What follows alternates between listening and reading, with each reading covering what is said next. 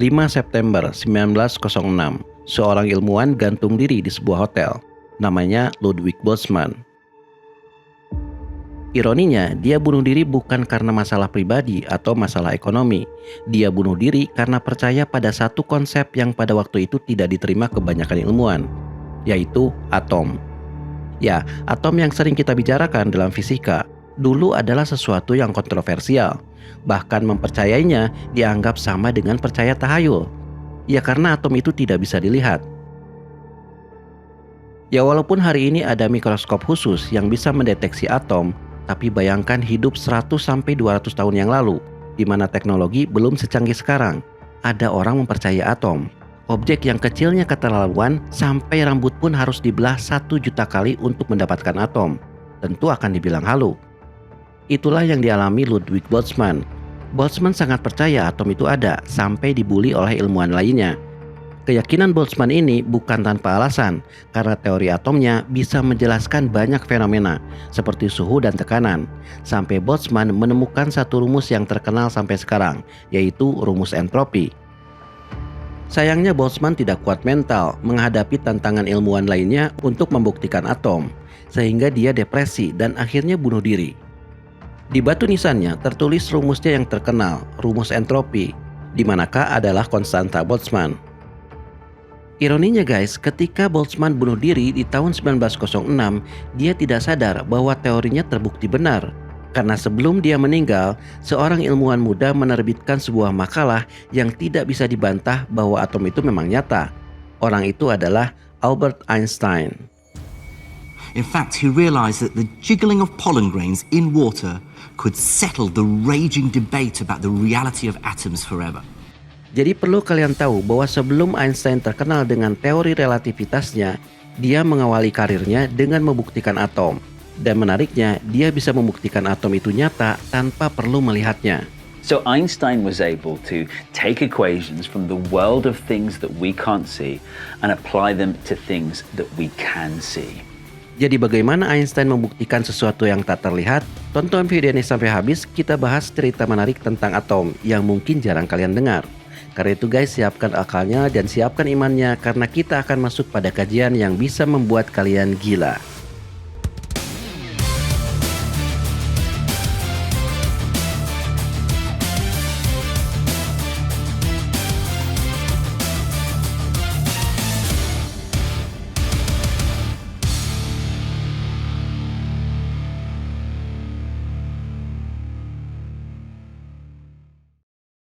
Water, earth, fire, air. Sebelum kita bahas tentang atom, mungkin kalian perlu tahu cerita ini, bahwa dulu orang percaya bahwa alam ini tersusun dari 4 elemen, air, tanah, api, dan udara. Ya seperti yang ada di cerita Avatar. Hanya saja dalam versi sebenarnya, ini bukan tentang kesaktian seseorang, tapi ini adalah tentang bagaimana alam semesta ini tersusun. Jadi sekitar 2500 tahun yang lalu, para filsuf Yunani sudah bertanya, dari unsur atau elemen apa alam ini tersusun? Thales berpikir bahwa elemen paling dasar adalah air, karena tidak ada yang bisa hidup tanpa air. Anaximenes berpikir berbeda, menurutnya elemen paling dasar adalah udara, karena air sendiri menurutnya perasan dari udara. Terbukti air turun dari langit ketika hujan turun. Heraklitus berpikir lain lagi, elemen paling dasar adalah api, karena api bisa mengubah segala sesuatu. Api bisa mengubah kayu jadi abu, api bisa mengubah air jadi udara, dan seterusnya. Nah, ketiga argumen tersebut dibenarkan oleh Empedocles, tapi dia menambahkan tanah, karena tanahlah yang membuat sesuatu jadi solid, tanahlah yang membuat segala sesuatu punya bentuk. Aristoteles kemudian menyempurnakan konsep keempat elemen ini dengan menambahkan bahwa keempat elemen itu punya sifat. Air itu dingin dan basah, tanah itu dingin dan kering, udara itu panas dan basah, api itu panas dan kering. Aristoteles juga menambahkan bahwa keempat elemen ini tidak statis, tapi bisa berubah-ubah. Air misalnya ketika dipanaskan akan berubah jadi uap, dan ketika didinginkan jadi es. Nah, konsep 4 elemennya Aristoteles inilah yang menjadi rujukan semua filsuf pada saat itu. Tapi ada satu filsuf yang agak lain, yaitu Demokritus. Dia bertentangan dengan Aristoteles. Dia berpikir bahwa kalau alam ini adalah alam materi, maka seharusnya dia tersusun dari sesuatu yang tidak berubah. Dan tidak mungkin sesuatu tidak ada batasnya. Kalau sebuah objek di zoom terus-terusan, tidak mungkin tidak ada ujungnya. Dia pasti berhenti pada satu elemen yang tidak bisa lagi dipecah. Itulah elemen paling dasar, dan Demokritus menyebutnya atom, dari kata atomos yang artinya tidak bisa dibelah. Sayangnya konsep atomnya Demokritus ini dianggap tidak masuk akal. Siapa juga yang mau percaya pada sesuatu yang tidak bisa dilihat? Konsepnya Aristoteles lebih masuk akal, sehingga konsep 4 elemen ini bertahan selama berabad-abad, sampai ditemukannya alkimia. Alkimia adalah cikal bakalnya kimia yang kita pelajari sekarang. Disebut alkimia karena itu serapan dari bahasa Arab. Karena yang mempopulerkannya adalah ilmuwan-ilmuwan muslim di abad ke-10 dan 11-an. Mereka menemukan teknik-teknik bagaimana mengubah sebuah zat jadi zat lain. Dengan cepat ilmu ini berkembang di seluruh dunia, termasuk di Eropa. Bahkan banyak orang Eropa yang terobsesi menjadi seorang alkemis. Terutama karena pada waktu itu beredar sebuah legenda tentang adanya sebuah batu yang bisa merubah sesuatu jadi emas, yang disebut Philosopher's Stone. Tapi poinnya adalah ilmu alkimia ini pada akhirnya membuktikan bahwa ternyata Aristoteles salah. Di abad 18, Joseph Priestley, seorang ahli alkimia dari Inggris, membuktikan bahwa udara bukanlah unsur utama, melainkan campuran dari unsur-unsur lain. Dia melakukan percobaan yang mungkin di antara kalian pernah mencobanya. Dia menempatkan lilin menyala di dalam toples tertutup. Ternyata apinya lama-lama mati. Lalu dia memasukkan tikus di dalamnya bersama lilin. Tikus itu pun mati hampir bersamaan dengan matinya lilin. Disitulah Priestley menduga bahwa pasti ada sesuatu unsur yang diambil dari udara, yang itu dibutuhkan oleh tikus dan lilin untuk hidup. Berikutnya dia menempatkan tanaman di dalamnya, dan ternyata tikus dan lilin bisa bertahan hidup. Artinya unsur itu bisa diproduksi oleh tanaman. Nah, unsur atau elemen yang ditemukan oleh Priestley ini yang hari ini kita sebut oksigen. Di tempat lain, Henry Cavendish membuktikan bahwa air juga bukanlah unsur utama. Dia mereaksikan logam dengan asam. Hasilnya adalah sebuah gas yang mudah terbakar. Dan ketika dia membakar gas itu di dalam tabung, gas itu menghasilkan air yang menempel di dinding-dinding tabung. Artinya air bukanlah unsur utama, melainkan hasil reaksi dari gas tadi dengan api. Nah, gas itulah yang hari ini kita sebut hidrogen. Now, Cavendish called that not inappropriately, I suppose, inflammable air. It's the gas that we now know as hydrogen. Nah, percobaan-percobaan seperti ini terus dikembangkan oleh ahli-ahli kimia lainnya, sehingga ditemukan lebih banyak lagi unsur-unsur lainnya. Artinya gugurlah sudah konsep 4 elemennya Aristoteles, tergantikan oleh unsur-unsur ini. Lalu muncullah seorang ahli alkimia yang punya pemikiran revolusioner, namanya John Dalton. John Dalton di awal abad ke-19 menemukan fakta menarik, bahwa unsur-unsur tadi bisa bergabung membentuk senyawa dengan rasio yang selalu tetap.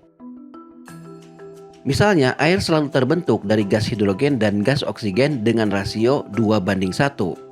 Maka dia pun berpikir, kalau rasionya selalu sama, maka betapapun kecilnya jumlah air, rasionya selalu hidrogen 2, oksigen 1. Maka Dalton pun berpikir, jangan-jangan Demokritus benar, bahwa sebenarnya air itu tersusun dari atom-atom, di mana unit terkecilnya adalah 2 atom hidrogen dan 1 atom oksigen. Sehingga itulah yang dinamakan H2O. Maka John Dalton pun kembali menghidupkan konsep atomnya Demokritus yang sudah lama terkubur. Dalam bukunya, John Dalton membuat daftar unsur lengkap dengan gambaran atom-atomnya dan bagaimana atom-atom itu bergabung menjadi senyawa.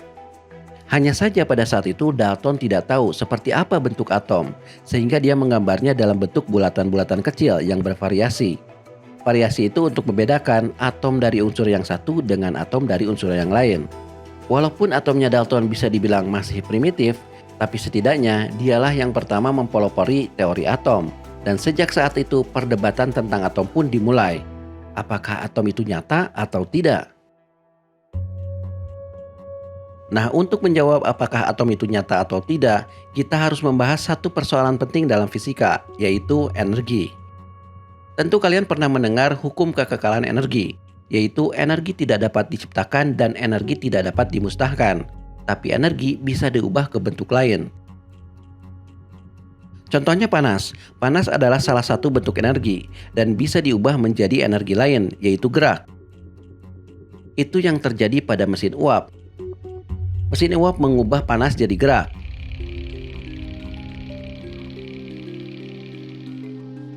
Tapi pada waktu itu ada seorang ilmuwan yang berpikir agak lain, yaitu Ludwig Boltzmann. Boltzmann berpikir tidak mungkin panas begitu saja berubah menjadi gerak, karena gerak hanya bisa dihasilkan dari gerak lainnya. Simpelnya seperti bola biliar. Bola biliar yang diam hanya bisa bergerak kalau dia ditumbuk oleh bola biliar yang lain. Maka Boltzmann pun mengembangkan sebuah teori yang disebut teori kinetik gas, bahwa gas atau udara pada dasarnya adalah kumpulan partikel-partikel kecil yang tak terlihat, dan partikel-partikel ini bergerak secara acak, menumbuk ke sana kemari seperti bola biliar. Nah, kecepatan partikel-partikel ini saling bertumbukan, itulah yang kita rasakan sebagai panas. Semakin kencang partikel-partikelnya bertumbukan, semakin panas yang kita rasakan. Dan karena dia menumbuk lingkungan sekitarnya, maka semakin kencang partikelnya, semakin tinggi tekanannya. Dan ini pun bisa menjawab fenomena dalam mesin uap, atau yang paling gampang dalam mesin kendaraan. Mengapa bensin bisa menggerakkan roda? Karena bensin dibakar di dalam silinder yang menyebabkan udara di dalamnya sangat panas. Dalam kondisi panas itulah partikel-partikel bergerak sangat kencang dan menumbuk dinding silinder dan piston, sehingga piston pun terdorong dan pada akhirnya menggerakkan roda. Jadi sama seperti Dalton, Boltzmann pun berpikir bahwa pasti segala sesuatu tersusun dari atom-atom. Boltzmann understood that all objects, these walls, you, me, the air in this room, are made up of much tinier constituents. Basically, everything we see is an assembly of trillions and trillions of atoms and molecules. Sayangnya, Boltzmann mendapat pertentangan dari fisikawan lainnya, termasuk rekan-rekannya sendiri. Ya karena atom itu tidak bisa dilihat, bagaimana membuktikan sesuatu yang tak terlihat? They argued that no, atoms don't exist. They're names, labels, convenient fictions, calculating devices. They don't really exist. We can't observe them. No one's ever seen one. And for that reason, so Boltzmann's critics said, he was a fantasist. Dan sayangnya lagi, Boltzmann ini punya masalah mental. Dia sangat mudah stres. Bahkan dia mengundurkan diri dari kampus tempatnya mengajar demi menghindari orang-orang yang menentangnya. Beberapa tahun kemudian, Boltzmann pun didiagnosa punya penyakit bipolar, sampai dokternya menyarankan dia berhenti dari aktivitas saintifiknya. Dan pada tahun 1906, Ludwig Boltzmann pun akhirnya bunuh diri karena depresi. Ironinya guys, ketika dia bunuh diri, dia tidak tahu bahwa sebetulnya setahun sebelumnya, seseorang telah berhasil membuktikan atom berdasarkan teorinya. Dan orang itu adalah Albert Einstein. Who did you say? Einstein, the fellow from down.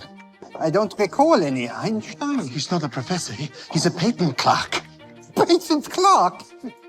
Di tahun 1905, awalnya Einstein bukan siapa-siapa. Dia hanya seorang karyawan di kantor paten. Tapi tiba-tiba dia dianggap jenius karena menerbitkan 4 makalah fisika sekaligus hanya dalam waktu 1 tahun. Dan keempat-empat makalahnya merevolusi fisika pada waktu itu. Tidak ada yang bisa melakukannya kecuali dia orang jenius. Maka di tahun itu pun Einstein mendapat gelar Annus Mirabilis, gelar yang sama yang diberikan kepada Newton, yang artinya tahun keajaiban. I haven't seen anything like this since Newton's Annus Mirabilis. Dr. Lauer, are you honestly comparing Einstein to Sir Isaac Newton? 2 di antara 4 makalahnya mungkin sudah kalian kenal, yaitu tentang teori relativitas khusus dan rumus EMC kuadrat.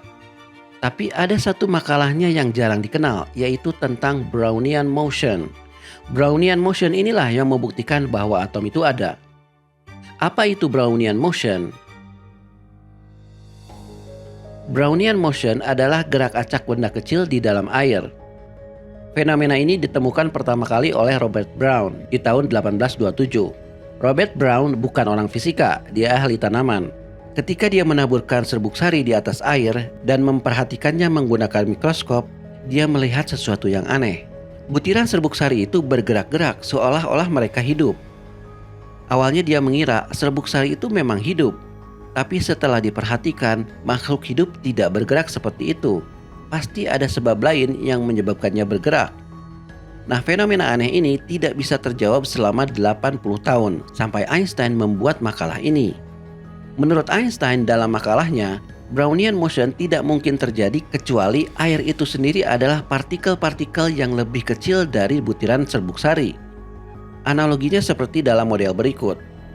Kapas putih ini bergerak karena dia dikepung oleh bola-bola kecil yang bergetar dan jumlahnya sangat banyak. Atau yang lebih jelas bisa kalian lihat dalam animasi berikut. Nah, kalau bola-bola kecilnya disembunyikan, maka kalian akan melihat seolah-olah bola putihnya bergerak sendiri. Itulah yang terjadi pada serbuk sari. Jadi pada dasarnya Einstein menggunakan teori kinetiknya Boltzmann untuk memecahkan fenomena Brownian motion, sekaligus membuktikan bahwa atom atau molekul itu memang ada. In one staggering insight, Einstein saw that Brownian motion was all about atoms. In fact, he realized that the jiggling of pollen grains in water could settle the raging debate about the reality of atoms forever. Tapi kalian perlu tahu guys, bahwa argumen Einstein ini tidak sekedar asumsi. Dia membuktikannya secara matematis. Bahkan dengan rumusannya, dia bisa menghitung berapa ukuran atom sekaligus berat atomnya. Bagaimana caranya? Disinilah cerdiknya Einstein. Dia menggunakan rumus yang sebetulnya sudah dikenal ilmuwan-ilmuwan sebelumnya, yaitu tentang dinamika fluida. So Einstein was able to take equations from the world of things that we can't see and apply them to things that we can see. Dengan menghitung kekentalan air, temperatur, termasuk seberapa jauh serbuk sarinya bergerak, dia bisa menghitung berapa ukuran dan berat molekul air. Ini sama seperti kalian menghitung berat pinguin dengan menghitung seberapa jauh bongkahan esnya bergerak ketika pinguin itu meluncur. Walaupun argumennya Einstein pada saat itu sebatas teori, tapi pada tahun 1908, teori Einstein ini terbukti lewat eksperimen oleh Jean Perrin, yang membuat Jean Perrin mendapatkan hadiah Nobel, dan konsep atom pun akhirnya diterima. Ya, itulah sedikit cerita tentang atom guys. Tentu ceritanya akan lebih panjang kalau kita masuk ke struktur atomnya, di mana di dalamnya ada elektron, proton, dan neutron. Tapi setidaknya dari konten ini, kalian tahu dari mana konsep atom itu muncul dan bagaimana konsep atom itu akhirnya diterima. Pelajarannya adalah, tidak selamanya sebuah akibat ditimbulkan oleh sebab yang terlihat, tapi akibat bisa ditimbulkan oleh sebab yang tak terlihat.